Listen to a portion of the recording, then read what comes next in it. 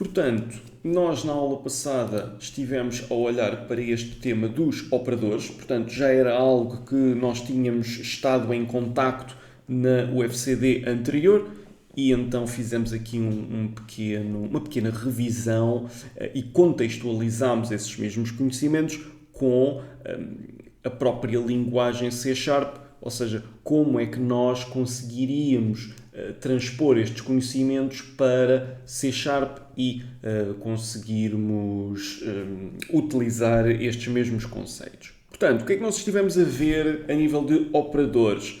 Que tínhamos vários tipos de operadores, nomeadamente os aritméticos, os de atribuição, comparação, lógicos e incremento e decremento. A nível dos operadores então aritméticos, tínhamos então a adição, subtração, multiplicação, divisão e módulo, portanto seriam operadores que nós utilizávamos para realizar operações aritméticas, somas, subtrações, multiplicações, etc.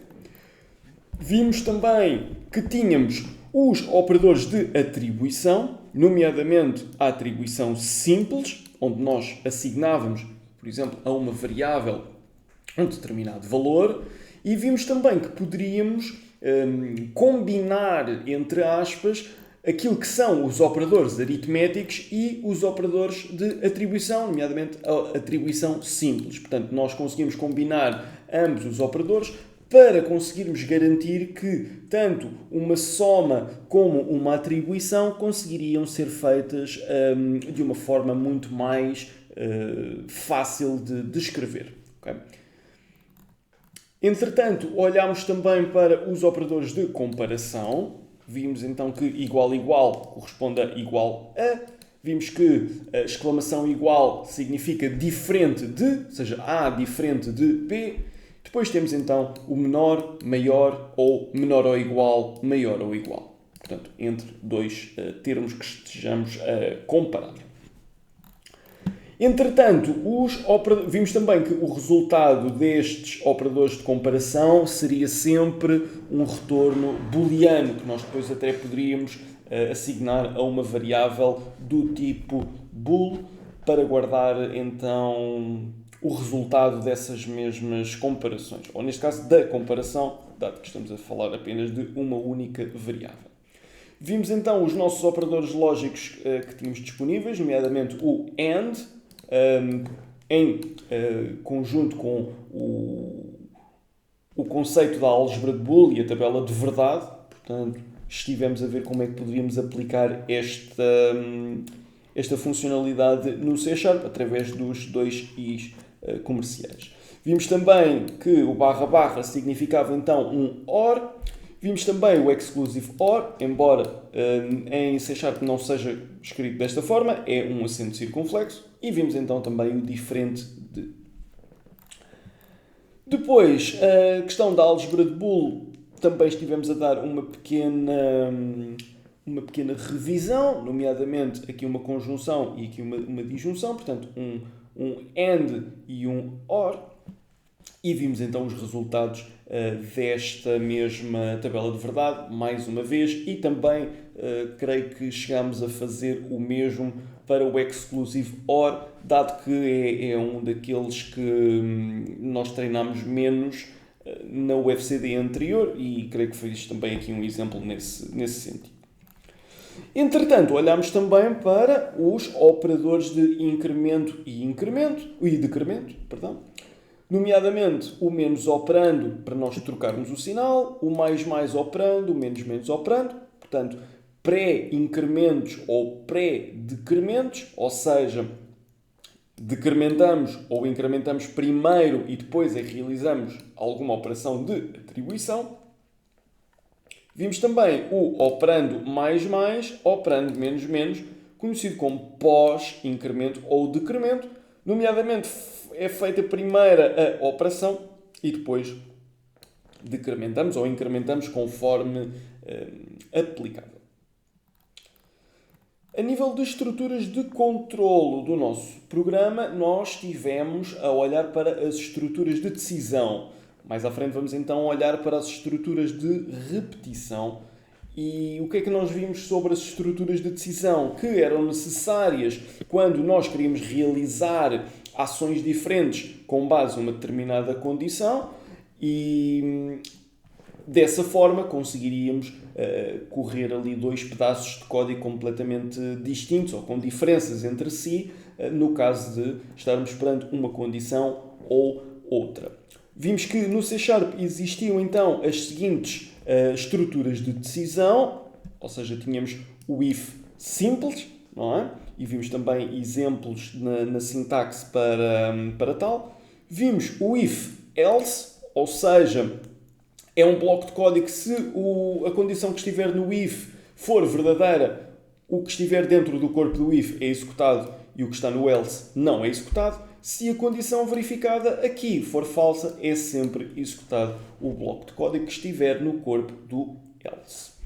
Vimos também que, por vezes, poderíamos ter análise de mais do que uma condição, nomeadamente um if e depois um else if. Ou seja, primeiro é verificada a condição do if, se não for verdadeira, é verificada a condição do else if, se não for verdadeira, é então executado o código que estiver no corpo do else. Vimos também que esta verificação para esta estrutura de decisão else-if só é feita se o primeiro if tiver uma condição falsa. Portanto, se esta condição analisada aqui neste if for verdadeira, o else-if nunca será analisado, nunca será executado aquele bloco de código. Portanto, a utilização do else-if pressupõe que existe forçosamente uma condição falsa no if.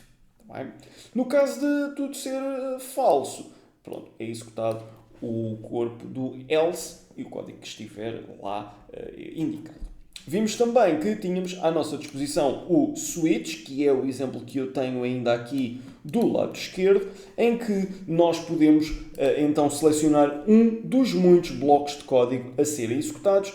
Vimos também que havia a possibilidade de nós agregarmos casos diferentes para o mesmo processamento. Por exemplo, demos aqui o caso que se fosse para falar com as vendas ou com as entregas, como quem ia atender era a mesma pessoa, nomeadamente a Rita, que nós poderíamos juntar o caso 1 e o caso 2 e fazer então uma transferência para o telefone da Rita. Vimos também que quando nenhum dos casos que estão aqui descritos satisfazem aquilo que está como valor na variável a ser analisada, que é executado então o caso default, e que normalmente é quando não é escolhida uma opção válida ou o cenário que está a acontecer não é o cenário que nós estávamos à espera que acontecesse.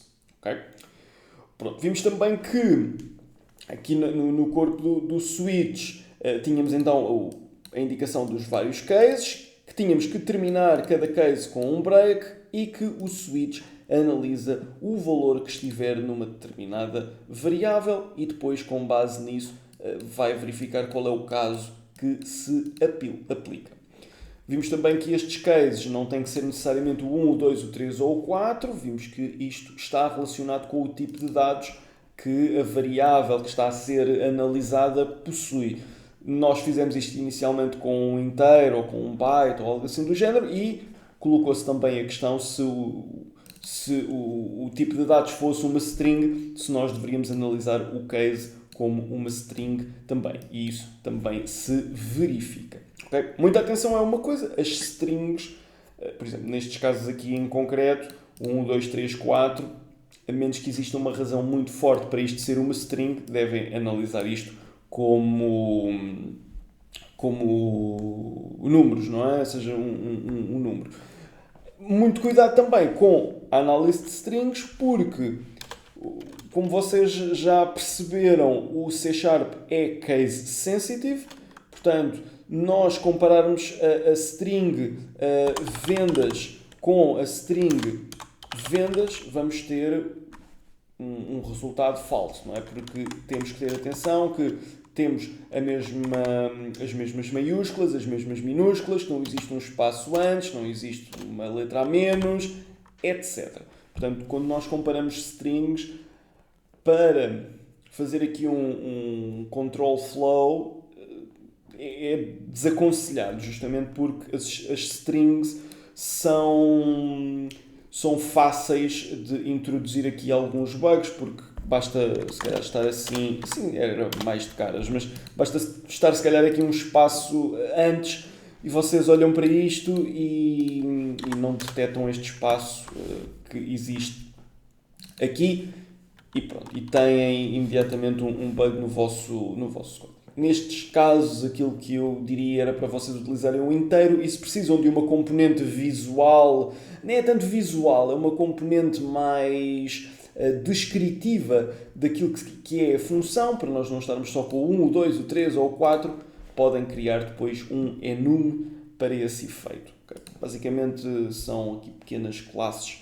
que vocês podem ter ao vosso dispor e que existe um key value pair, digamos assim. Portanto, vocês têm uma descrição em string e têm um número associado a essa descrição e conseguem depois olhar para a descrição e retirar apenas o número com base nesse número. Ou seja, é uma coisa mais visual e fica mais explícito o que é que aquilo representa na prática, em vez de ser o 1, o 2, 3 ou o 4. Bem, pronto. Entretanto, vimos aqui estes exemplos também, embora assim muito por alto. Okay? Porque vimos essencialmente a construção do código deste lado esquerdo. Pergunto, relativamente a este tema das estruturas de decisão, alguma dúvida, alguma questão, algo que queiram perguntar?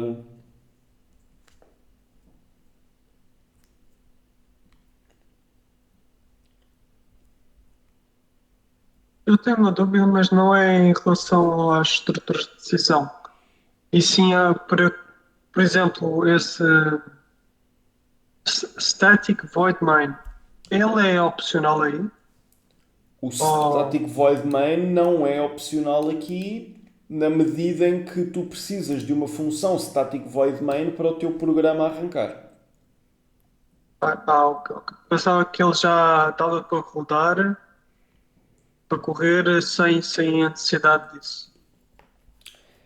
É assim, na prática não, mas eu consigo arranjar aqui um exemplo onde isso não acontece, mas dá a sensação que acontece. Quando nós criamos um projeto de consola, por exemplo, nós temos a hipótese de escolher na criação do projeto. Aliás, eu posso fazer esse exercício aqui convosco. Portanto, eu escolho aqui um projeto de consola e tem aqui este Do Not Use Top Level Statements. Okay?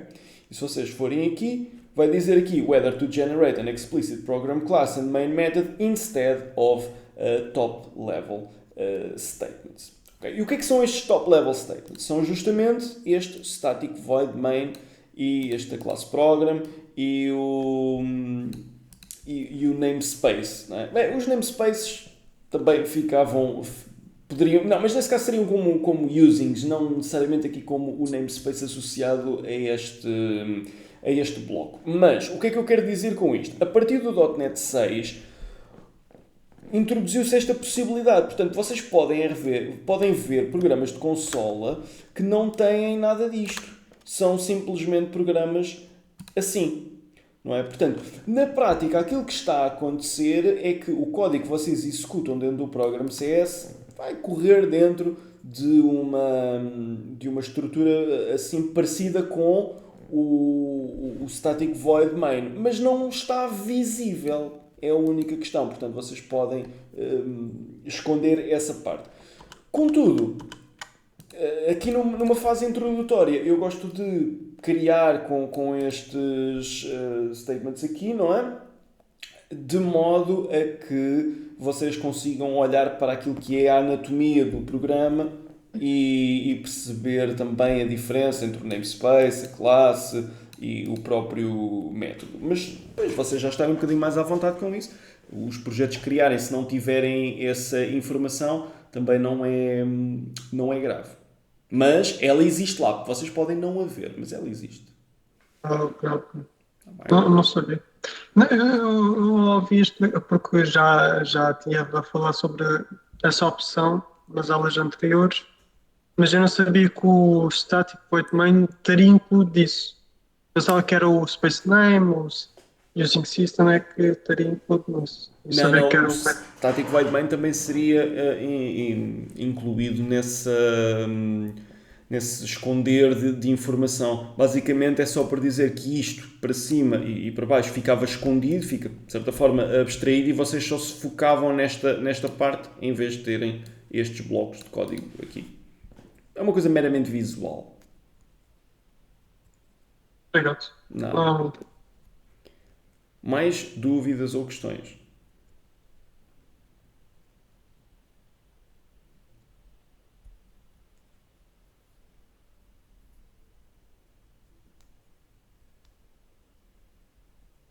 Não?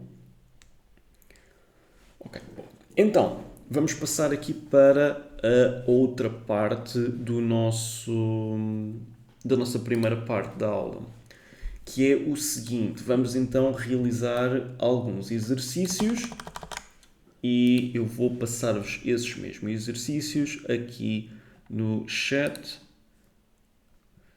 Achei que tínhamos ficado no slide do if then, diz o Nuno. Nós ficámos. O slide poderíamos ter ficado no if then, mas entretanto nós fomos falando do switch. Portanto, eu sei que nós ficámos até. Ou seja, não começámos as estruturas de repetição, mas abordámos este tema do switch. Agora, posso não ter acompanhado diretamente com o slide e focar-me mais nesta parte do código. Isso acredito que possa ter acontecido.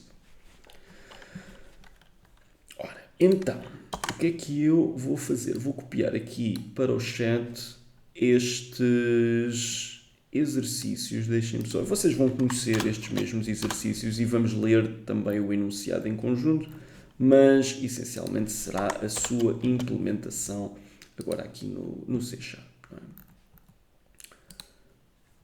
Ora, eu vou só passar-vos para aqui. Eu já enviei então os 5 exercícios que nós vamos fazer. Deixem-me só corrigir aqui uma formatação, nada assim de mais, só para isto ficar mais coerente. Okay. Este aqui até podemos deixar assim. Pronto. Então, vamos ler os enunciados dos 5 exercícios e esclarecer aqui alguma dúvida que possa surgir. Portanto, qual é o objetivo? O mesmo que nós tivemos a fazer nos outros exercícios, nos passados. Vocês desenvolverem neste program.cs, podem ir apagando aquilo que eu estou aqui a fazer, não é? Vão apagando isto e resolvem os exercícios e fazem lá o comentário exercício 1 e escrevem o código e por aí fora. Bem? Portanto, qual é o nosso primeiro exercício? Criar aqui um algoritmo que determine se o número é par ou é ímpar. Portanto, no final deve então imprimir ali uma informação ao utilizador que indica se o número é par ou ímpar e receber esse número por parte do utilizador, claro. Depois, cria um algoritmo no qual o utilizador deverá escrever o nome e 4 notas. O programa deverá calcular a média e informar se o aluno foi aprovado ou não. Okay? Portanto, receber essa informação, calcular a média e informar se o aluno foi aprovado ou não. No 3, cria um programa que o utilizador /aluno deverá introduzir o seu nome, a média, o total de aulas e a quantidade de faltas. O programa deverá informar se o aluno foi aprovado ou não. E as condições para ser aprovado é então possuir no máximo 25% de faltas e uma média que seja superior ou igual a 9,5 valores.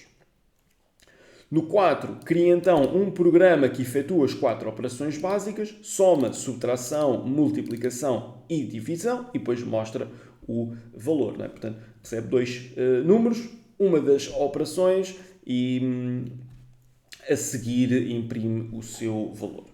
Depois, o 5, outro que vocês também já conhecem, uma loja fornece os 10% de desconto para os funcionários e 5% de desconto para clientes VIP, faça um programa, calcule o valor total a ser pago por uma pessoa, deve considerar então que uma compra efetuada é então alvo aqui de um código que identifica se o comprador é um cliente comum, funcionário ou VIP. E normalmente então o cliente comum é o 1, o funcionário é o 2 e o VIP é o 3. Pronto, estes exercícios vocês já fizeram fluxogramas para todos eles, salvo erro. Acho que fizeram já para todos eles. Sim, fizeram todos. Portanto, podem basear-se também nos fluxogramas que fomos fazendo para estes exercícios para estruturar algum do código. Ou seja, se houver aqui alguma dúvida sobre que abordagem é que vocês devem adotar para resolverem estes mesmos exercícios. Portanto, lá já está, não é bem a solução, porque não está em código C#, mas têm lá já o flow do algoritmo. Portanto, acaba por ser só implementar no C# e chegar à mesma solução. Depois ali alguns ajustes visuais, não é? Na consola, para receber os inputs e se calhar escreverem as coisas mais organizadas, mas nada assim muito diferente. Pergunto, relativamente a estes exercícios, alguma dúvida, alguma questão com o enunciado? Perceberam?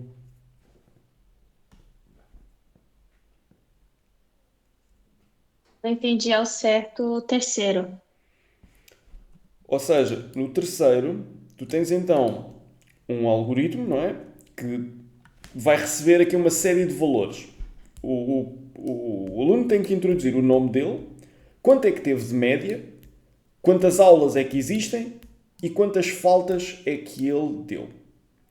Depois o programa vai ter que calcular se aquele aluno está aprovado ou não, com base naquela informação que o aluno forneceu. Quais são os critérios para ser aprovado? Ele tem que ter no máximo 25% das faltas, ou seja, esta quantidade de faltas tem que ser no máximo 25% deste total de aulas e ter uma média superior a 9,5. Se tiver, é aprovado. Se alguma coisa destas falhar, está reprovado.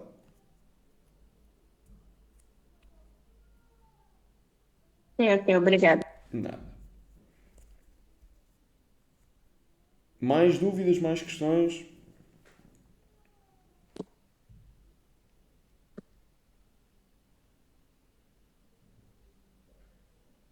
Não? Ok, boa. Então, vamos fazer o seguinte. Vocês fazem então a resolução destes exercícios. Depois, quando terminarem, não se esqueçam, aqui em cima, coloquem a vossa mão no ar para indicar que já terminaram. E assim eu também consigo perceber quantas pessoas já terminaram o exercício. E depois já fazemos a correção, provavelmente na segunda parte da aula. Okay? Se surgir alguma dúvida ou questão, estejam à vontade. Quando quiseres, podes partilhar então a solução. Portanto, vamos ver então para já o primeiro. Só o exercício 1, certo? Sim, partilhamos aqui só. Assim todos têm a oportunidade de partilhar e não faz. Não revelam logo a resposta. Portanto, partilha só o 1 e vemos.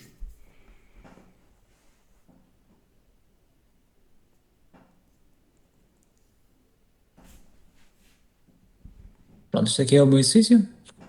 Exatamente. Portanto, o âmbito é criarmos então um programa que determina se o número é par ou ímpar. E então, qual foi então aqui a tua abordagem? Vamos aqui fazer um readline para ir buscar o valor, não é? Depois faz aqui um bool, que é o bool com o resultado se vai ser o true ou false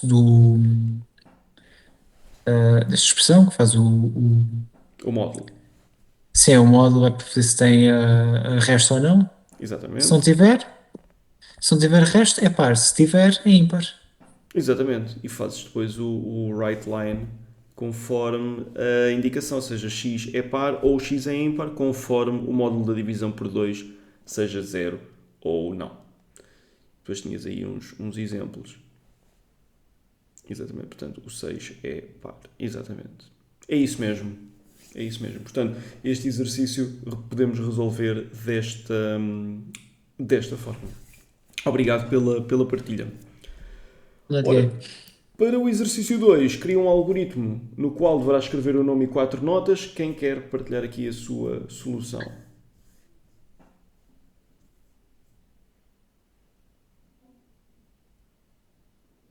Posso ser eu. Ok, António, força.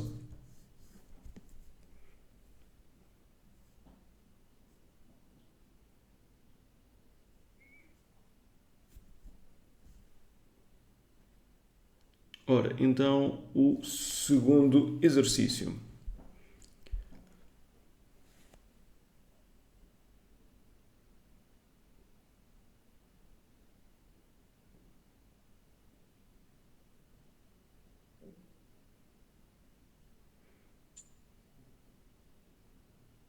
Entretanto, não estás aí a comentar o primeiro, mas não faz mal.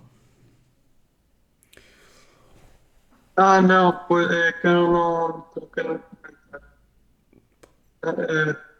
Podes Bom, comentar esse depois. Se fizeres Ctrl KC, isso fica comentado. Mas de qualquer forma, podemos olhar para o código e já percorrermos comentei isso. o primeiro, pelo menos. Já que eu vou só mostrar o 2. Ok. Então pronto, já estás aí com o introduza o nome. Nota. Onda.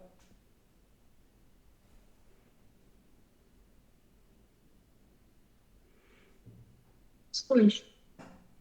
Ok, neste caso, então, ahm, fica-te a faltar aqui uma questão que é se o aluno foi aprovado ou não.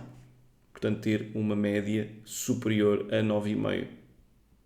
Portanto, só estás Era para aqui. ser dito isso? Sim, tens aqui na segunda frase o Não, programa deverá dois? calcular a média e informar se o aluno foi aprovado ou não. Ou seja, no 2 e no 3 tu tens essa particularidade. Oh, é.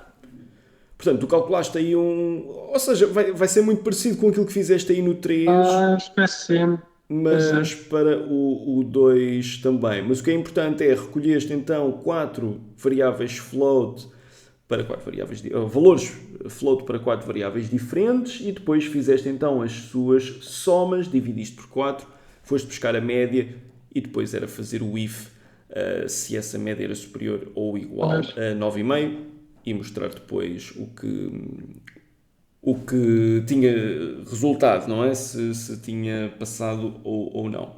De qualquer forma, pronto, ficou só a faltar esse ponto, mas o que fizeste está corretíssimo. Ok, António? Oh, Portanto, obrigado também era- pela tua partilha.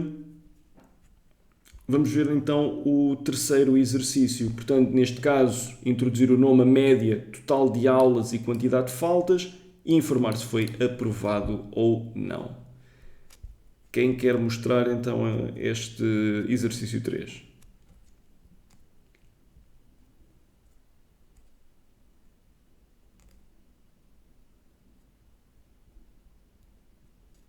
Temos aqui 3 mãos no ar, basta um.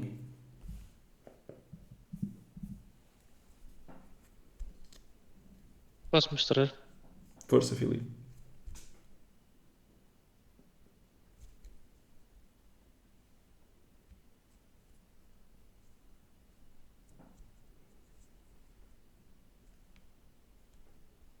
Ora então, começo por introduzir o nome do aluno através de uma string, Uhum. depois recolho a média através de um float, introduzo também o número de aulas no int Ok. e o número total de faltas num outro int.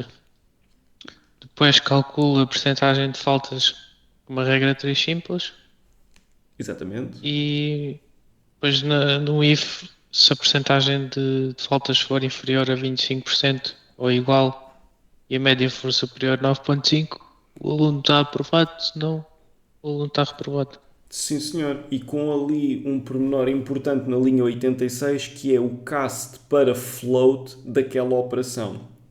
Justamente porque estás a recolher o total de aulas e as faltas como inteiros, portanto, fazes aí e bem o cast para um float de modo a que não tenhas aí problemas com a divisão, não é? E tenhas o valor 0. Tá bem? Portanto, é isso mesmo. Corretíssimo. E obrigado também pela partilha, Filipe. Era essa. Então, vamos para o exercício 4. Neste caso, programa que efetua as 4 operações básicas, soma, subtração, multiplicação e divisão, e depois mostre o valor ao utilizador. Agora, entre o Diogo e o Gonçalo, quem quer mostrar aí a sua solução? Por mim é indiferente. Então, já que respondeste, força. Uhum. Só um bocadinho. Ok, sem problema. Estão a ver? Sim. Ok. Então, aqui no exercício 4, deixa-me só eu dar aqui um run. Tenho aqui para digitar o primeiro número, o segundo e fazer aqui a soma. No caso de ser igual a 0, então irá avisar que está a dividir por 0, mas todos já mostram o resultado. Deixa eu colocar aqui qualquer valor.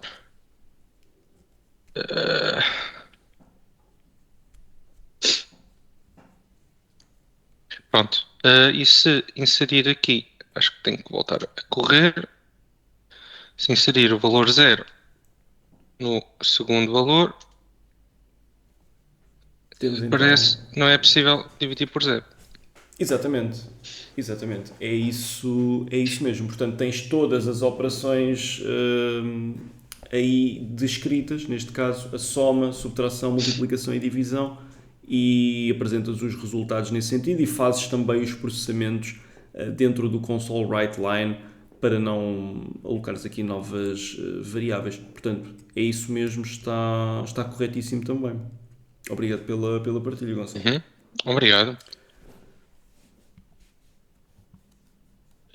Mas só uma questão, eu pensava que aqui era suposto também recolher o operador. Se recolheste também o operador e fizeste através de um switch, fizeste isto com extra steps e acaba por ser ainda... Pronto, tem um grau de dificuldade superior e considero isso correto mesmo. Ok. Ora, falta-nos então o exercício 5. Então os 10% de desconto para funcionários, 5% de desconto para VIPs, fazer um programa que calcule o valor total a ser pago por uma pessoa. Quem quer então mostrar a solução para este? Eu posso. Ok, força, David.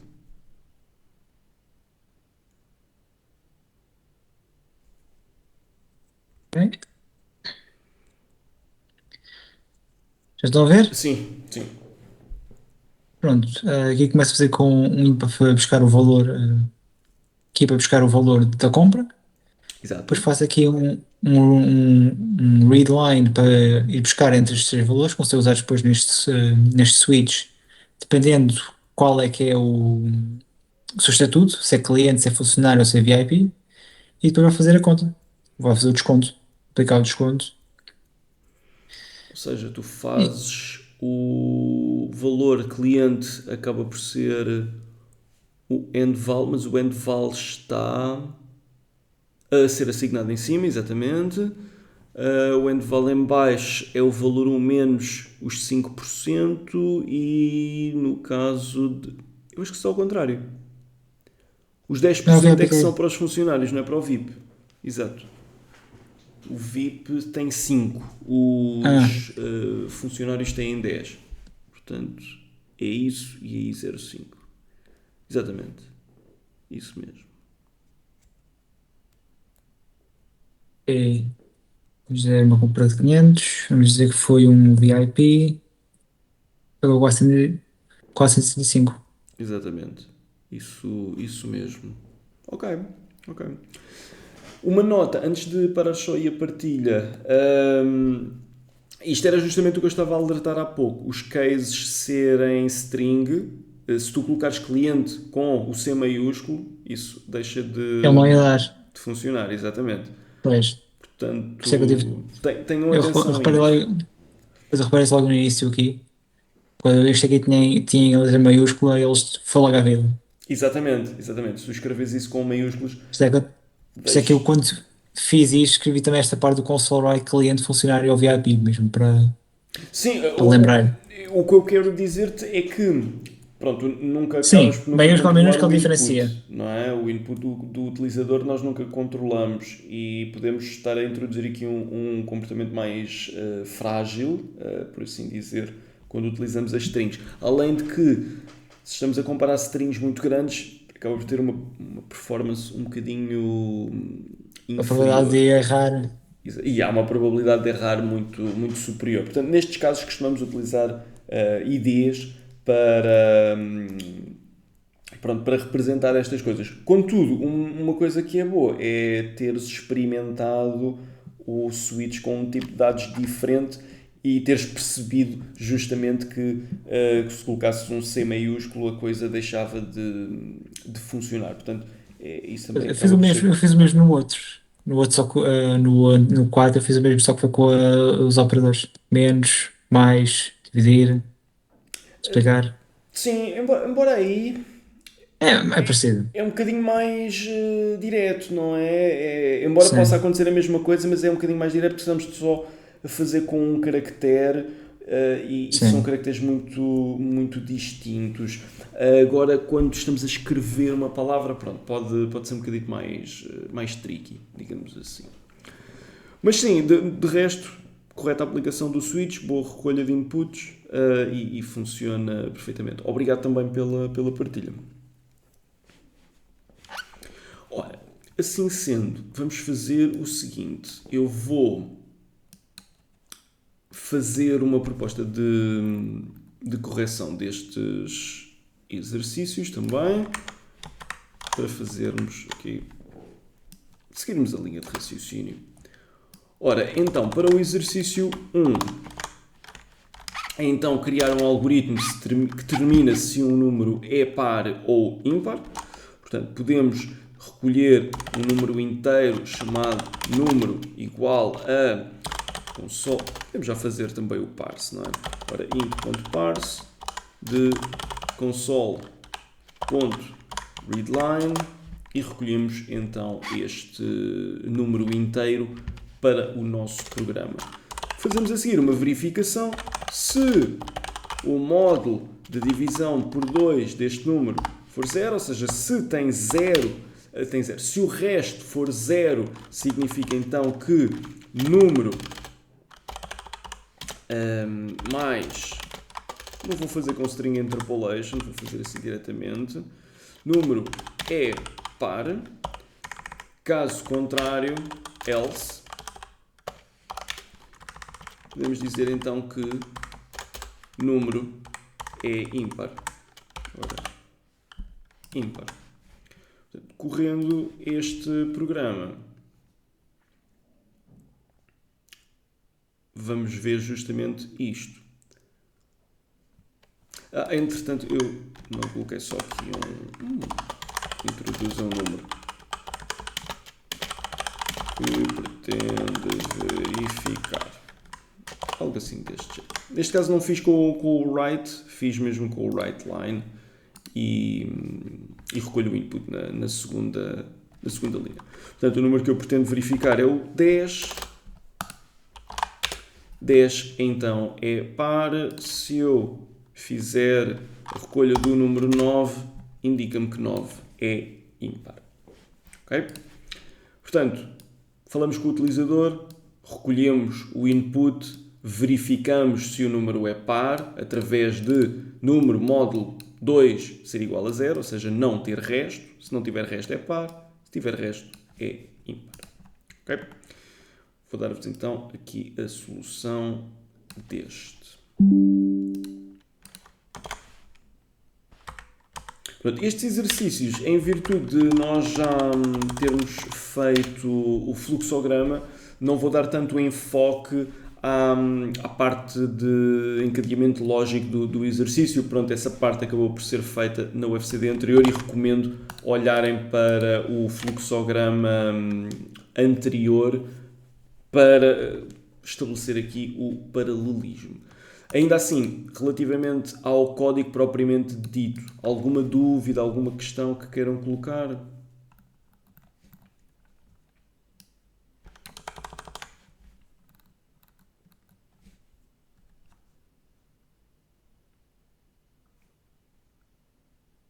Não. Vamos então passar para o 2. Então, o que diz o nosso exercício 2? Cria um algoritmo no qual o utilizador deverá escrever o nome e 4 notas. O programa deverá calcular a média e informar se o aluno foi aprovado ou não. Eu vou fazer o seguinte, vou adotar aquela estratégia de recolher apenas uma variável, ou neste caso declarar apenas uma variável, recolher o input e ir fazendo imediatamente as somas. Okay? Em vez de recolher para 4 variáveis as notas, vou recolher tudo para uma variável só, faço as somas, porque na prática no fim vou ter que fazer a soma, recolho isso tudo para as somas, divido por 4 e tenho imediatamente a média. Tá bem? Vai fazer um bocadinho mais sentido agora quando eu estiver a fazer. Portanto, indique o seu nome, o nome do aluno. Vou voltar a fazer então o formulário como estava a fazer há pouco. Portanto, sim, há pouco, na aula passada. E vou dizer então que string nome aluno é igual a console.readline.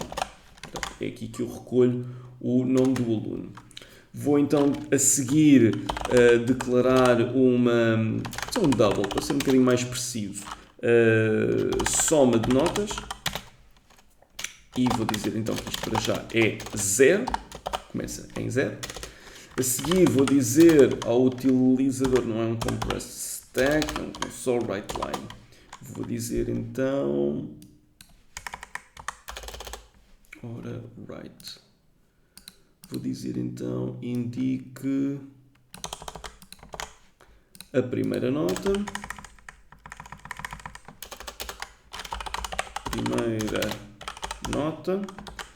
E o que eu vou fazer é o seguinte, vou dizer soma notas, vai ser igual ao que já lá existe, mais o quê? Um double.parse de console.readline.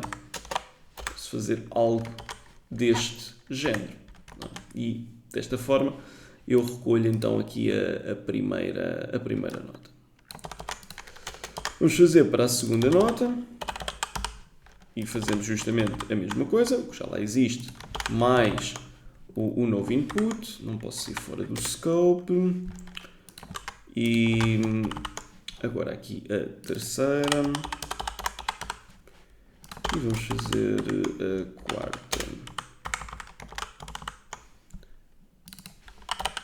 quarta nota. Ok? No final disto tudo, eu vou ter no soma de notas o somatório das notas todas, não é? Vou dizer então que double, média vai ser igual à soma das notas a dividir por 4. Se, neste caso, a média for superior ou igual a 9.5, não é? Vou dizer então que o utilizador está aprovado, não é? Neste caso, o aluno, com string interpolation, a dizer o aluno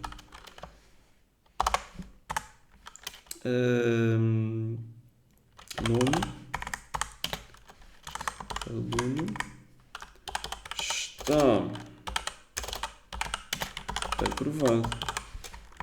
Caso contrário, vou dizer então que o aluno está reprovado. Ora, reprovado. Depois tínhamos aqui era o problema de fazer o ou a, aluno ou aluna. Só porque podíamos ter aqui um nome feminino e então pronto. Executando isto, então o nome do aluno pode ser o Tiago. Esqueci-me de carregar aqui na shell. Tiago. Primeira nota do Tiago foi 17. Segunda nota do Tiago. Reparem que como segunda tem uma tabulação ligeiramente diferente. Tem aqui comprimento, tem menos um caractere do que primeira, a tabulação já não vai parar exatamente ao mesmo sítio. Tínhamos que fazer outro contra barra T, está bem? Mas são aquele tipo de coisas que depois nós acertávamos. Portanto, a segunda nota do Tiago é 18, a terceira é um 15 e a quarta pode ser um 17. Então, o aluno Tiago está, então, aprovado. Podia também dizer com a média de... e colocar aqui média. Só para termos essa visibilidade também. Vamos dar aqui um exemplo de alguém que não está aprovado. Portanto, neste caso pode ser o Sandro.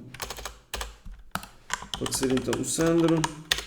E o Sandro teve 8 aqui, teve 13 aqui, teve 7 aqui e na última teve 3.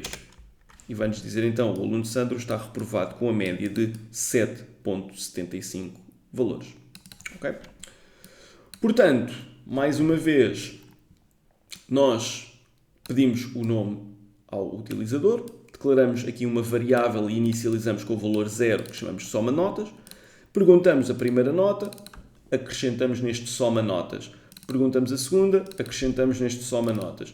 Fazemos isto durante 4 iterações. Bem, não são iterações no sentido de ciclo, mas fazemos isto 4 vezes.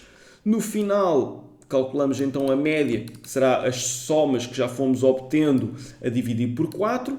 Em vez de termos aqui nota 1, nota 2, nota 3, nota 4, neste caso seria o contrário, mas em vez de fazermos essas somas todas e depois dividimos por 4, já estamos a fazer a soma logo aqui. Se declararam 4 variáveis distintas, também não tem problema nenhum, justamente até porque vocês podem precisar desses valores posteriormente. Já discutimos essa parte na última UFCD, pronto, que vai depender depois do scope. Se precisássemos das notas, era mandatório fazer com as 4 variáveis, se não precisarem, podem, de certa forma, atalhar nesse sentido e rentabilizar a memória. Depois, então, verificamos se o valor de média calculado é, então, superior ou igual a 9,5. Se assim for, o aluno está aprovado. Caso contrário, está reprovado. Pergunto, dúvidas, questões, coisas que queiram perguntar relativamente a este?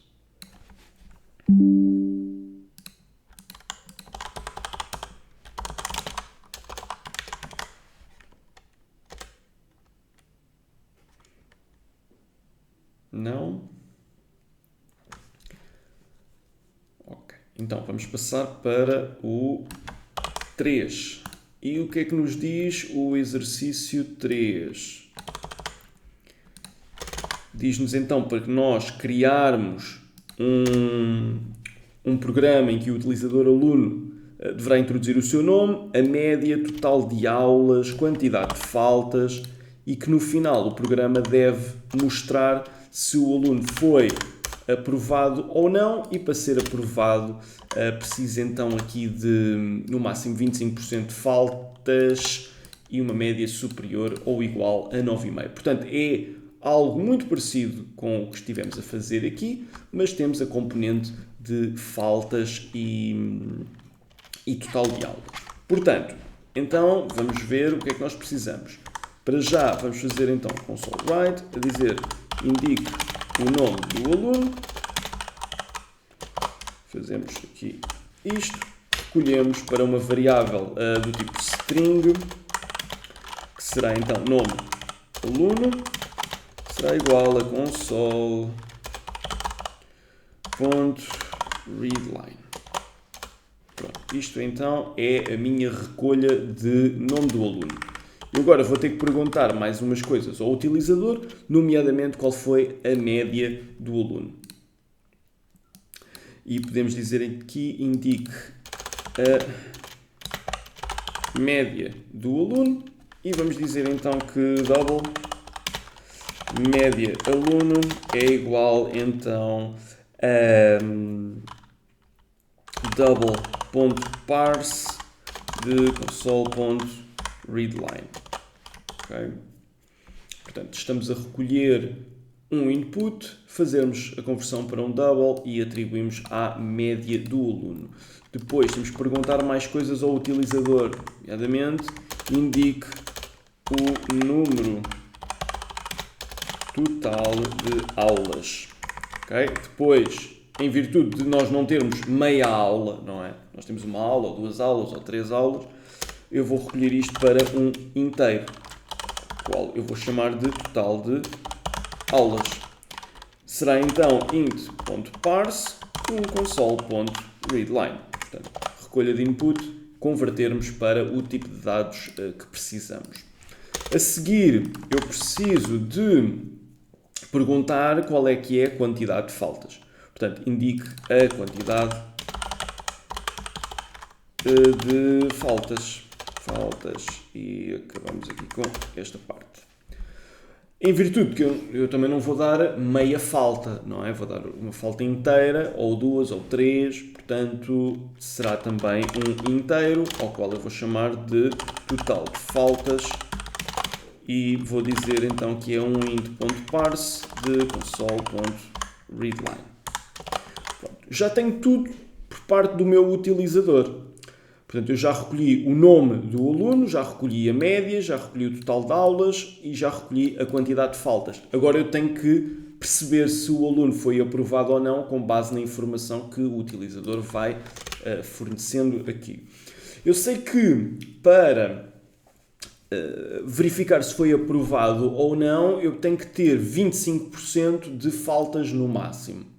Mas ele não me dá a percentagem, o utilizador não me dá a percentagem, dá-me o total de aulas e dá-me a quantidade de faltas. Portanto, eu preciso de calcular isto. A média superior ou igual a 9,5 acaba por ser uma leitura direta daquilo que é o input do utilizador. Portanto, eu tenho um cálculo e depois uma leitura daquilo que o utilizador já colocou. Vamos nos focar então no cálculo, que será então double percentagem de faltas. E vamos fazer então aqui uma regra de 3 simples, não é? Portanto, se total de faltas corresponde a 100%, não é? X, ou total de aulas corresponde a 100%, total de aulas corresponde a 100%, X não, tem que ser total de faltas, corresponder aqui a X. Portanto, total de faltas vezes 100 dividido pelo total de aulas. Okay? Dado que nós estamos a fazer divisões com inteiros e que isto será sempre uma fração, não é?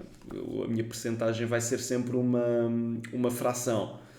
Quer dizer, a percentagem já não é uma fração, mas aquilo que eu vou utilizar para calcular a percentagem será sempre uma fração. Portanto, um valor entre 0 e 1. Onde 0 é 0% e 1 é 100%. Portanto, eu não posso ter um tipo de dados que me elimine esta componente decimal. Portanto, eu preciso de fazer um cast desta operação para um double. Okay? E o que é que eu estava a dizer que íamos fazer? Era o total de faltas vezes 100 a dividir por total de aulas. Total de aulas. E depois podemos sim fazer isto vezes 100 para termos a percentagem propriamente dita. Okay?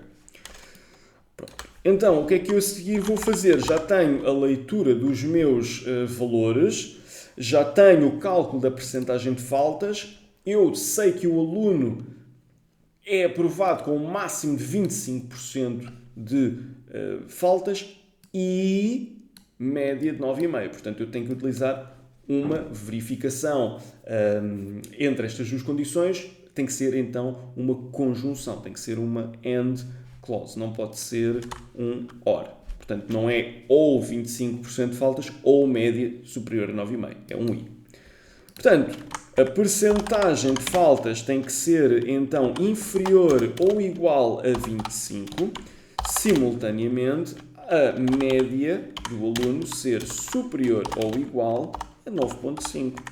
Se isto acontecer, nós podemos, com toda a segurança, dizer que o /a aluno ou aluna com nome de aluno está aprovado com, até podemos dizer percentagem faltas e média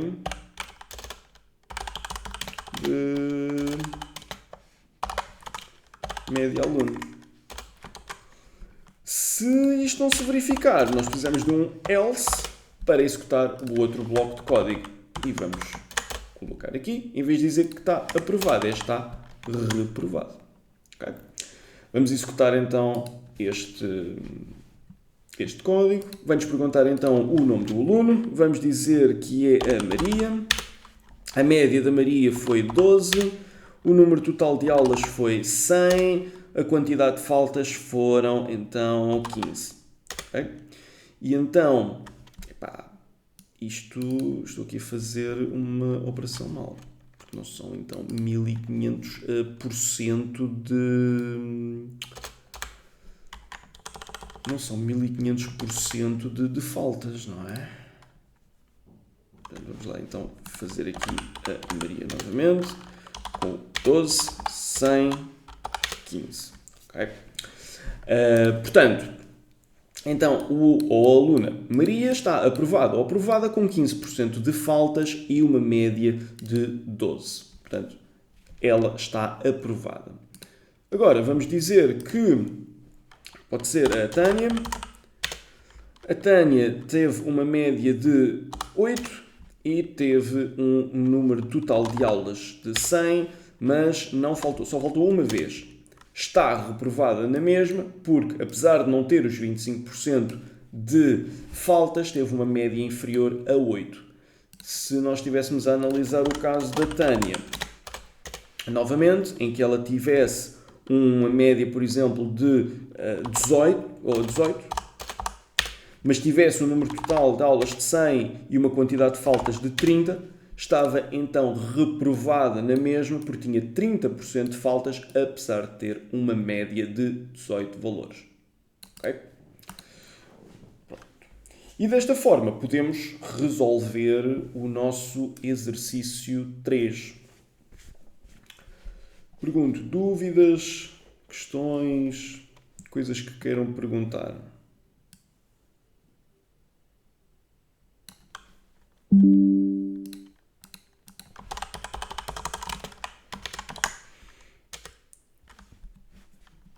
Não? Ok. Então, vamos passar para o próximo exercício, para o 4. Ora, então o 4 é para nós criarmos então um programa que efetua as operações básicas, soma, subtração, multiplicação e divisão. E então o que é que nós precisamos? Dado que eu só consigo fazer uma soma com 2 números, uma subtração com 2 números, uma multiplicação pelo menos com 2 números e uma divisão igual, eu preciso recolher 2 inputs do utilizador e depois mostramos quais são então os resultados conforme esta parte, não é? O resultado conforme a operação. Bem, vamos então dizer console.write e vamos dizer assim, indique o primeiro número. Recolhemos para uma variável do tipo double, em que vamos dizer primeiro número é igual a... Vamos fazer o convert agora. Convert.double, só para vocês não se esquecerem que podem fazer isto com o convert ou com o parse. Pronto, este é o primeiro número. Vamos recolher o segundo número. E o que é que vamos fazer? Declarar aqui uma variável que, em vez de ser primeiro número, é segundo número. Okay? Depois de eu ter isto, posso então começar a mostrar ao utilizador a informação que vou precisar de calcular, não é? A soma, a subtração, a multiplicação e a divisão. Então, o que eu vou fazer é o seguinte, vou escrever então console writeLine, e neste caso será um writeLine, e vou dizer a soma de, e vamos fazer aqui com string interpolation, primeiro número e a soma de e segundo número é, e depois podemos fazer assim aqui o contra barra t, é, temos que fazer o cálculo, não é? Primeiro número mais segundo número. Algo assim deste género. Agora, fazemos o mesmo para a subtração e a multiplicação, não é? A subtração de primeiro número e segundo número é com o menos, e a multiplicação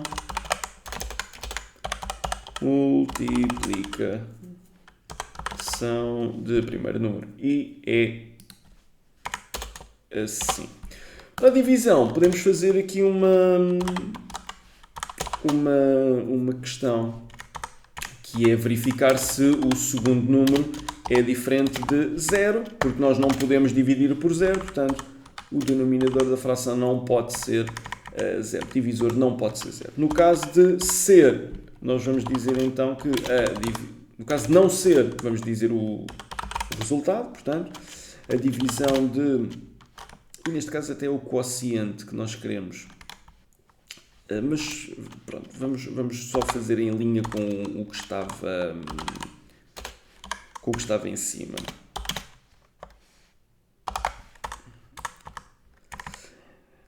E segundo número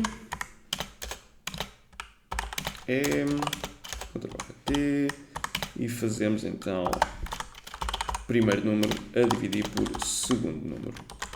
Caso contrário, vamos dizer então que console writeLine não é possível dividir por 0. Ok? Vamos executar este código. Primeiro número vai ser então o 10, segundo número vai ser o 20. Temos então o seguinte, a soma de 10 e 20 é 30, a subtração de 10 menos 20 é menos 10, a multiplicação de 10 e 20, ou seja, 10 vezes 20 é 200, a divisão de 10 por 20 é 1/2, ou seja, 0,5. Se eu quiser fazer com o 0 como segundo número, tenho então aqui um problema. Imagina que eu tenho 30, o segundo número é 0, tenho então que a soma de 30 e 0 é 30, portanto é 30 mais 0. A subtração de 30 e 0 é 30 na mesma. Multiplicação é 0, qualquer coisa multiplicada por 0 é 0. E não é possível dividir por 0. Tá bem? No caso da divisão. Portanto, conseguimos percorrer todos os casos. Vou dar-vos então aqui a solução também deste exercício. Pronto, podíamos ajustar um bocadinho melhor as frases, mas isso seria então depois aqui uma melhoria que podíamos fazer. Não é? Mas o core do exercício acaba por ser aqui a verificação e nós fazermos as operações, não é? Utilizarmos aqui os operandos aritméticos. Pergunto, este exercício 4, alguma dúvida, alguma questão, algo que queiram perguntar?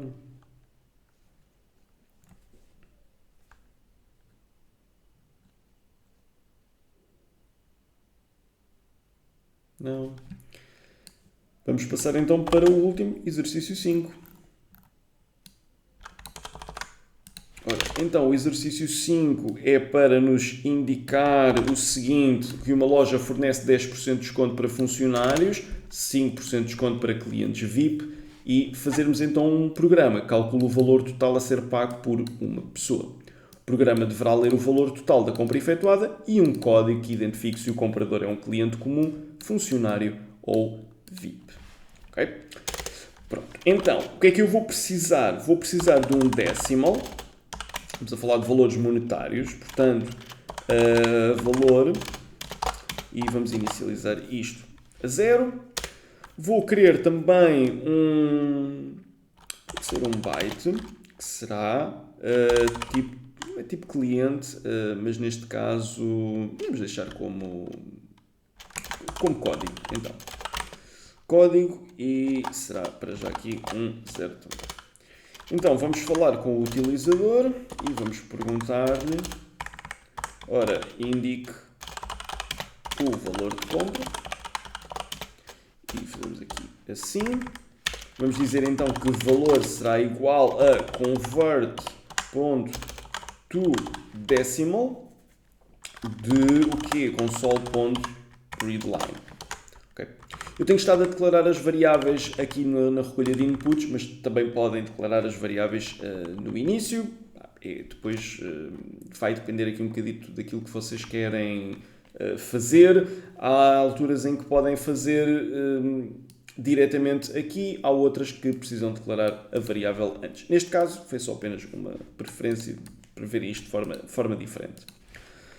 Ora, vamos então perguntar ao utilizador, indique o código de cliente e podemos dizer aqui comum, 2 funcionário,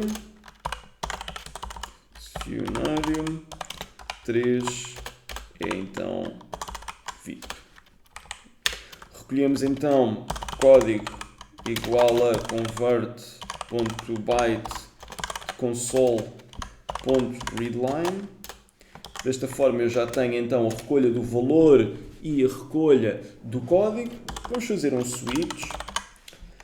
O switch que eu quero analisar é o que está na variável código e vou dizer case 1, caso seja um cliente comum, nós não vamos fazer nada, não é? Não vamos aplicar nenhum desconto, portanto podemos deixar o case 1 como break. Case 2, estamos a falar de um funcionário, não é? Portanto podemos fazer o quê? Aplicar 10% de desconto. Vamos dizer que o valor vai ser igual ao que já lá existe, mas só queremos 90% desse valor. Portanto, eu poderia fazer algo como valor vezes 0.90. Okay. Isto tem que ser com M, porque precisamos de um decimal. Tá bem? Não podemos fazer multiplicações aqui. Quando eu faço isto, na prática, este 90 vai ser lido como um double. Okay? E nós precisamos declarar isto como esta operação como um décimo. Então, dizemos que é 90. E isto, porque é que isto acontece? Nós estamos a trabalhar com variáveis que têm aqui níveis de precisão diferentes. E então temos que ser explícitos neste aspecto. Poderíamos também fazer o vezes igual 0.90. Também é uma possibilidade. Caso 3. É exatamente a mesma coisa, só que em vez de aplicarmos os 90%, aplicamos 95%. Portanto, são os 5% de desconto. Depois de tudo isto, vamos dizer então ao utilizador que o valor a pagar é de valor, e podemos dizer euros. Não sei se Shell vai gostar disto, mas pode ser que consiga imprimir este caractere. Pronto, vamos executar. E vamos dizer que o valor de compra são 200 euros. O nosso código de cliente é um cliente comum, 1. Portanto, o valor a pagar é de 200. Ele não gostou disto. Portanto, eu vou fazer assim. Isto tem a ver com o encoding que é aplicado aqui nisto. Ora, então vamos fazer os 200 euros à mesma, mas agora é um funcionário, portanto vai ter 10% de desconto, portanto tem que ter 20 euros de desconto e pagar 180. E cá está os 180 euros como valor. Depois vamos ver com o caso do VIP. Portanto, vou colocar à mesma 200 euros. É um VIP, tem 5% de desconto, portanto tem que pagar os 190. E porquê é que temos 200.95? Porque eu fiz mais igual, perdão. não façam caso. Isto como é na mesma tecla e pronto, falhou aqui o Shift. E temos então os 190 euros. Ok? Vou dar-vos então também o print screen deste exercício 5. Pergunto, alguma dúvida, alguma questão sobre este exercício 5? Sério, ali o M depois do G90 e G95 significa o quê? Eu não percebi o que disseste. O M depois de 0.90 e de 0.95. Ok. Então, quando nós fazemos... Nós temos... Olha, a melhor hipótese que eu tenho para te explicar isto é... Lembras-te do VAR? O VAR era uma declaração de variável que assignava o tipo de dados conforme aquilo que eu colocasse à frente. Portanto, o var A vai ter o tipo string, quando eu coloco o início de uma string. Vai ter o tipo char, quando eu coloco estas pelicas à frente. Se eu colocar um, vai ser um inteiro. Mas se eu quiser, por exemplo, um float, eu posso colocar um F à frente e tu vês que o A vai passar a ser um float. Se eu quiser um double, eu posso colocar simplesmente, imagina, 0.5. E nós vamos ver aqui, e é um double. Se eu quiser ler isto como um decimal, eu tenho que colocar um M à frente para ser lido como um decimal. Portanto, o que está aqui a acontecer é eu dizer imediatamente ao compiler, olha, este valor é para ser lido como um decimal. Okay? Isto porque nós não podemos fazer estas operações aritméticas entre os valores que eu estava aqui a declarar, ou seja, se eu fizer isto, na prática este 0.90 é lido como um double.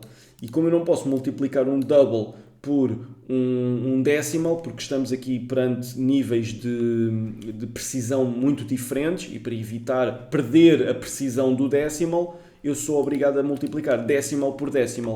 Então eu tenho que arranjar uma forma de dizer que isto é um decimal. Podia fazer isto ou podia fazer um cast. Ficou mais claro? Sim, ficou. Obrigado. Nada. Mais dúvidas, mais questões que queiram colocar?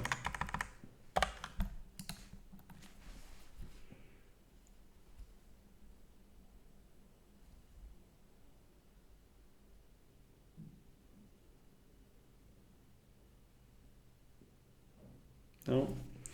Ok, então, print screen eu já vos dei para este exercício 5. E vamos fazer o seguinte, vamos fazer a nossa pausa. Vamos fazer aqui uma pausa um pouco mais curtinha para conseguirmos ainda olhar para as estruturas de repetição. Portanto, fazemos uns 10 minutos e depois voltamos e olhamos então para as estruturas de decisão. De decisão não, de repetição, assim aqui. Portanto, até já então, malta. Então, vamos abordar neste momento o capítulo das estruturas de repetição. Ora, então o que é uma estrutura de repetição? Repete então um determinado bloco de código até que uma condição seja satisfeita. Essa estrutura recebe o nome de loop.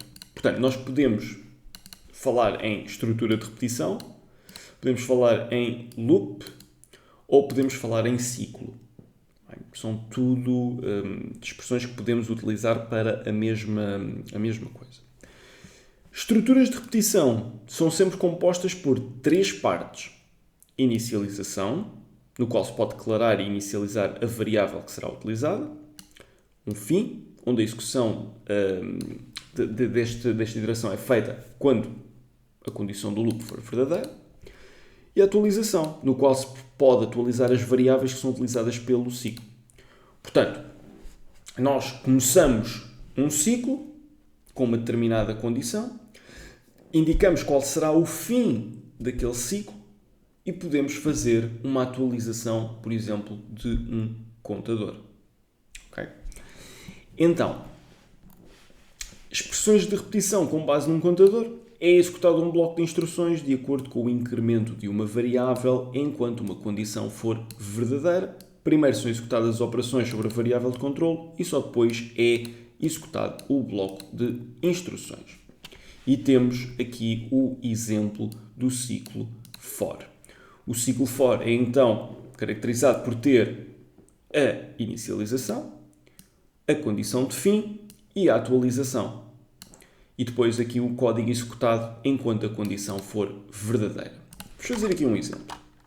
Portanto, nós escrevemos for e depois abrimos e fechamos parênteses e temos que tratar para já da inicialização. O for é um ciclo que utilizamos com muita frequência para fazer iterações, porque nós temos logo a possibilidade de ter um contador embutido, digamos assim, no ciclo for. Como? Nós podemos chegar e dizer int. Normalmente utiliza-se o nome i para o contador e inicializamos aqui um valor. Pronto. Isto é a parte da inicialização. O contador começa com este valor. Agora nós temos que perceber qual é a condição de fim. Portanto, este ciclo for deve executar até uma determinada condição deixar de ser verdadeira. Que condição é essa?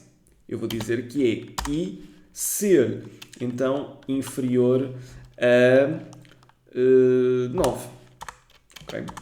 Portanto, isto vai iterar 9 vezes. Ou seja, no final, temos que também ter a atualização daquilo que é o contador. Okay? No final de uma iteração, o que é que acontece ao valor de i? Eu vou dizer i, no final, é incrementado. Okay? E desta forma, eu posso estabelecer então aqui um ciclo for. Eu vou dizer que o ciclo for vai iterar tudo o que estiver aqui dentro, e vamos ver isso.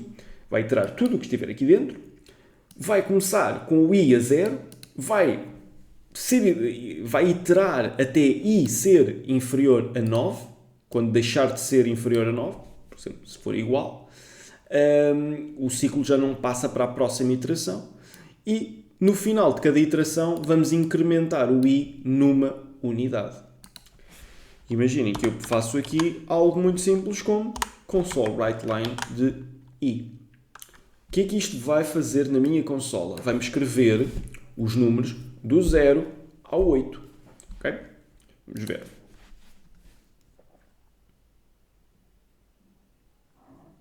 E aqui temos todos os números de 0 a 8. Portanto, eu fiz um ciclo, indiquei que começa no 0, indiquei que deve passar para a próxima iteração se i for inferior a 9 e deve então depois de ser incrementado o i após aquela iteração terminar. Em cada iteração vamos fazer um console writeLine do valor que i tiver naquele momento. Começa com 0, depois itera uma vez, ou seja, começa com 0, imprime 0, passa o i para um valor mais 1 e temos então aqui o valor 1. Depois imprimimos o 1. O que vai acontecer é o i depois ser incrementado para 2, imprimimos o 2, o 3, o 4, o 5, o 6, o 7, o 8. Quando chega ao 8, imprimimos o 8, vamos incrementar o i e o i já passa a ter o valor de 9. 9 já não é inferior a 9. Então o ciclo não pode continuar para a próxima iteração. Então, chega e para. Ok? E esta é, então,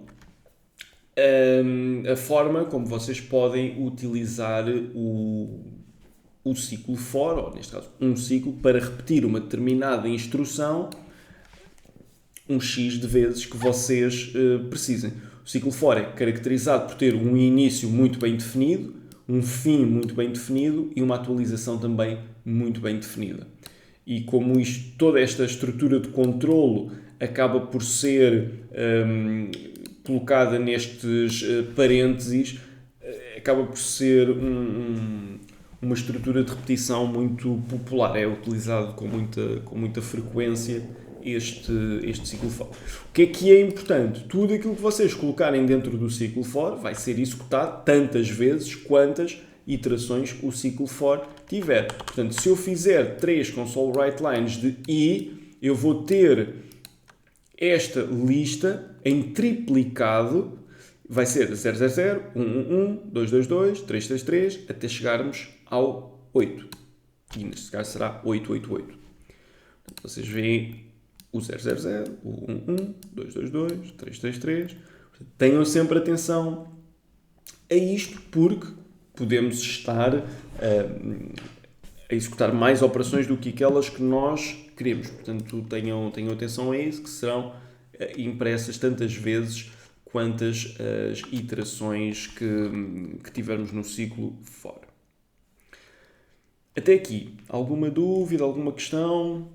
Algo que queiram perguntar?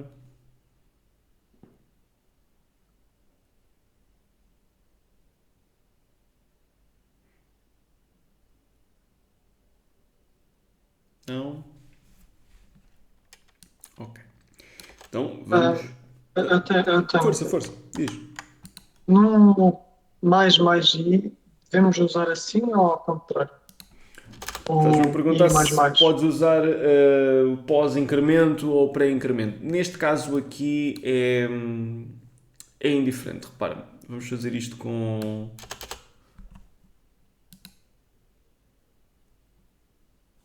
o pós-incremento. Isto faz 9 vezes e imprime valores do 0 ao 8.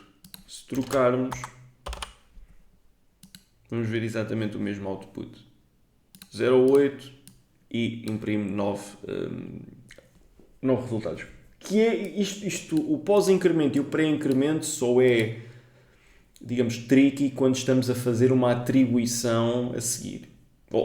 A seguir ou antes, dependendo se colocamos à frente do i ou atrás do i. Portanto, quando estamos a misturar estes incrementos com atribuições, é que a ordem interessa. Quando estamos a fazer apenas desta forma, acaba por ser irrelevante.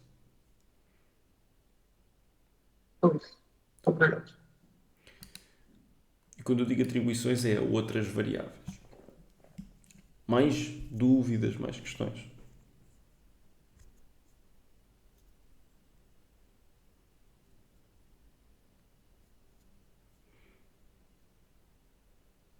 Não? Ok. Vamos então prosseguir aqui para o resto. Ora, então, expressões de repetição com base numa condição em que é executado um bloco de instruções de acordo com o valor de uma variável. Primeiro é testada a condição, só se esta for verdadeira, o bloco de instruções é executado. E vocês lembram-se do UFCD anterior que nós tínhamos uma estrutura de repetição que primeiro verificava uma condição e, caso fosse verdadeira, executava o corpo do ciclo. Caso contrário, nem sequer executava. E essa estrutura de repetição é então o while. Okay? While, condição, bloco de instruções. Vamos fazer a mesma coisa que aqui está, mas com o while. Bem, eu vou comentar este. Mas nós, para fazermos uma coisa deste género que temos aqui, devemos fazer então o quê? Um while. E temos que colocar aqui uma condição. A condição é que um contador tem que ser então inferior a 9. Mas eu não posso chegar e fazer um contador aqui dentro como faço com o for. Não é? Tenho que declarar o contador fora. Portanto, tinha que fazer int i igual a 0 while i seja inferior a 9. Enquanto isto for verdade, vai executar o corpo do ciclo. O que é importante? Eu preciso sempre de ser eu, manualmente, a incrementar o i. Ou seja, aquilo que fica deste lado, eu tenho que colocar no fim do meu while. E posso agora chegar e fazer um console writeLine de i. E vamos ver que vamos ter o mesmo output. Portanto, 0 a 8 e não temos aqui questão. O que é que vocês têm que ter atenção? Imaginem algo deste... Não, é até melhor, porque o while true vocês dificilmente vão fazer. Mas, imaginem que se esquecem disto. Vamos ver o que é que vai acontecer. O vosso programa vai estar a imprimir 0 até ao final dos tempos. Ok? Porquê? Vocês entraram naquilo que se chama um loop infinito, porque não temos a atualização da variável a ser aplicada. Ok? E a atualização da variável é muito importante porque vai delimitar se esta condição que está dentro do while passa a ser falsa e, consequência, terminar o ciclo. Reparem que, enquanto eu estou aqui a dizer isto, ele está a imprimir zeros e vai continuar a imprimir zeros para sempre. Portanto, é mais fácil vocês caírem num ciclo infinito com o while do que no for. No for, vocês declaram logo aqui o contador, declaram logo qual é a condição de fim, acabam logo por fazer a atualização aqui. No while, ou no do while, que é o que vamos ver a seguir, é um bocadito mais... ou seja, vocês têm que escrever o código e depois, no fim, é que vão escrever o incremento da variável. Das duas, uma. Ou vocês fazem logo uma estrutura como aquilo que eu fiz, que foi contador, condição e, no fim, o incremento do contador e depois vocês vão escrevendo código aqui em baixo. Fazem isso para não se esquecerem. Ou então, correm o risco de cair num loop infinito e depois, se a vossa aplicação cair num loop infinito, não há nada a fazer, não é? Portanto, aquilo nunca vai avançar dali, tem que parar a aplicação porque não, pronto, a aplicação entra num estado que não vai ser possível a sua recuperação. O que é importante? O while, imaginando que eu começo o contador a 9, não é? E executo isto. O processo parou, não foi impresso nada. Porquê? Porque eu declaro um contador a 9, vou verificar se i é inferior a 9 e 9 não é inferior a 9. Não é? É inferior, no máximo seria inferior ou igual a 9. Mas não é inferior. Portanto, o corpo do ciclo nunca é executado. E como o corpo do ciclo nunca é executado, não temos nenhuma impressão aqui. Agora, vamos ver em contraste o do while, não é? Portanto, é então executado um bloco de instruções de acordo com o valor de uma variável, exatamente a mesma coisa, mas primeiro é executado o bloco de instruções e depois é testada a condição. Se esta for verdadeira, o bloco volta a ser repetido. Okay? Então, vamos ver como é que funciona o do while. O do while, vamos criar uma estrutura similar, int i para contador igual a 0, só que o do while eu tenho que escrever do, e do o quê? Isto que está aqui dentro, e tem que ser while esta condição seja verdadeira. Portanto, i inferior a 9. Recai sobre mim a responsabilidade de incrementar o i para que esta condição tenha alguma hipótese de deixar de ser verdadeira. Não é? Portanto, eu tenho que fazer, eu estava a fazer i++, portanto, recai sobre mim esta responsabilidade. Caso contrário, loop infinito. Bem, o que é que eu quero mostrar-vos? Que nós podemos atingir o mesmo objetivo. Portanto, console writeLine do i começa no 0. Temos aqui até i ser inferior a 9 e, tal como nos outros dois exemplos acima, vai imprimir o número do 0 ao 8. Portanto, vamos ver justamente isso.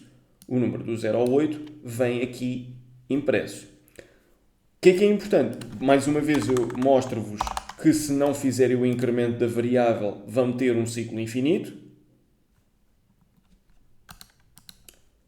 Portanto, ok, e por...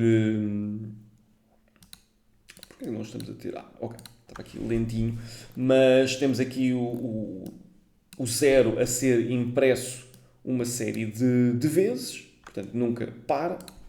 Portanto, tem a possibilidade de cair num ciclo infinito, tal como acontece com o while, mas qual é a grande diferença? É que o while executa isto independente, o do while executa este corpo do ciclo pelo menos uma vez. Okay?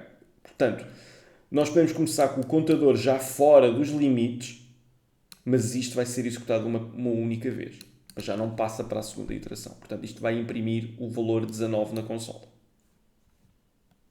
Bem, imprime o valor 19 e depois verifica a condição. Devo executar isto outra vez? E, neste caso já vai ser 20 é inferior a 9? Não. Então já não executo a segunda vez. Mas a primeira eu vou executar. Ao passo que o while, como vocês viram, se o contador já estiver fora dos limites, portanto, se eu já estiver aqui num 10, vocês veem que não é impresso nada na consola. Bem, portanto, o while é muito mais preventivo. Portanto, verifica antes de fazer. O do while, lá está, executa e verifica se deve repetir essa operação novamente. Como viram, eu consigo atingir mais ou menos os mesmos objetivos com os 3 ciclos. Portanto, eu consegui imprimir números do 0 ao 8 com o for, consegui fazer o mesmo com o while, consegui fazer o mesmo com o do while. Mas mostrei-vos aqui as possibilidades de a coisa correr mal, sobretudo com os ciclos infinitos, com a remoção do incremento da variável de contador. E mostrei-vos também a diferença fundamental entre o while e o do while, onde o while primeiro verifica, depois executa, o do while primeiro executa e verifica se deve repetir. Bem, essencialmente, estas são as 3 estruturas de repetição que nós vamos utilizar com maior frequência. Depois eu vou-vos mostrar mais uma, mas essa acaba por ser mais para iterarmos collections. Seja, por exemplo, depois listas e essas coisas todas, que será o for each. Se calhar vocês até já vão ter visto aí alguma coisa do Fernando nesse sentido, mas depois vamos investigar um bocadinho melhor aquilo que será o for each. Agora, o que é importante também? Quebra de ciclos através do break. Em qualquer bloco de instruções numa expressão de repetição, o comando break termina o ciclo. Okay? O seu uso leva a uma programação pouco estruturada. Num for não devemos fazer assim grande coisa deste género, não é? Portanto, nós inicializamos, temos a condição e temos a atualização. Se houver uma outra condição, podemos parar a execução do ciclo. Ok? E pronto. E desta forma, ou seja, imaginem o seguinte, que eu vou descomentar aqui este for e no final eu vou colocar aqui um break. Isto só vai iterar uma vez, não vai imprimir o 0, porque a seguir vai executar o break quebra o ciclo, nem sequer chega à parte de incrementar o i e verificar se deve ir novamente iterar este bloco ou não.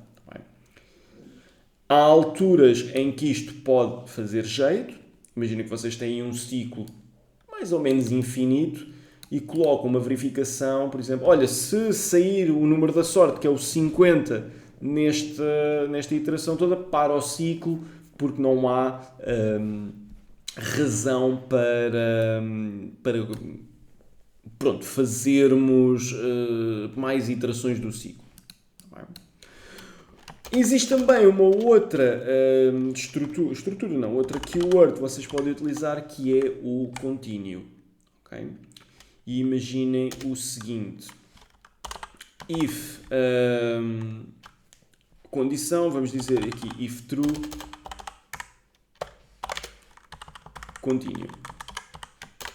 E vamos colocar aqui um console write line. Isto não foi executado porque a iteração terminou antecipadamente. O que é o continue? E este if true, isto vai sempre ou seja, vai sempre executar o que estiver dentro do if. O continue significa tudo o que está para a frente do corpo do ciclo é para esquecer e vamos para a próxima iteração. Okay? Vamos para o próximo passo, vamos executar a próxima iteração. Ao passo que o break para tudo, não há mais iteração, isto termina neste momento. O continue diz, ok, o corpo do ciclo não vai continuar, mas vamos continuar a iterar. Vocês vão ver que eu acrescentei aqui uma série de linhas, portanto adicionei um if, adicionei um continue e adicionei aqui o console write line a dizer isto não foi executado porque a iteração terminou antecipadamente. E vocês vão ver que esta linha nunca vai ser impressa. Ok? E vem que continua a imprimir do 0 ao 8, portanto, acaba por ser o for e o console write line. Verificamos se true é true. True, de facto, é true, não é? Portanto, continuamos. Passamos para a próxima iteração. Atualiza-se o i, verifica-se a condição, aquelas coisas todas. Mas esta linha de código nunca é executada porque o continue acaba por quebrar a execução do resto do corpo do ciclo. Há alturas em que nós precisamos de fazer isto, não é? Porque chegamos a uma determinada condição e que não faz sentido continuar, mas faz sentido olharmos para a próxima iteração e continuarmos. Está bem? Imaginem que nós estamos a fazer aqui um loop, não é? Em que vai verificar se existem cartas para enviar numa determinada caixinha. Portanto, imaginem, temos uma série de caixas. Cada caixa tem lá dentro um X de cartas que nós pegamos e enviamos. Mas imaginem que uma das caixas está vazia, não tem cartas. Não há necessidade de executarmos o processamento do envio das cartas. Não, continuamos para a próxima iteração, ou seja, vamos para a próxima caixa. Está bem? É mais nessa perspectiva. O break seria, olha, uma das caixas está a arder, vamos evacuar o edifício. Está bem? Portanto, não há uma continuação sequer de verificarmos as próximas caixas para enviar cartas ou não. Portanto, diferença entre continue e break também é bastante importante.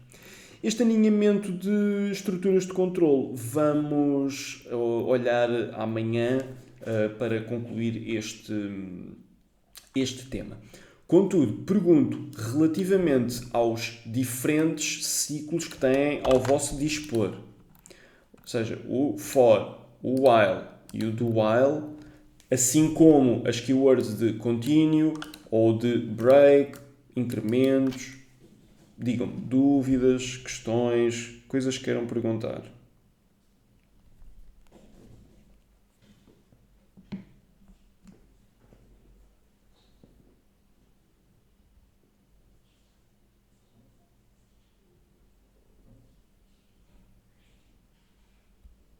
Nada? Ok. Ora, então, assim sendo, vamos terminar por hoje.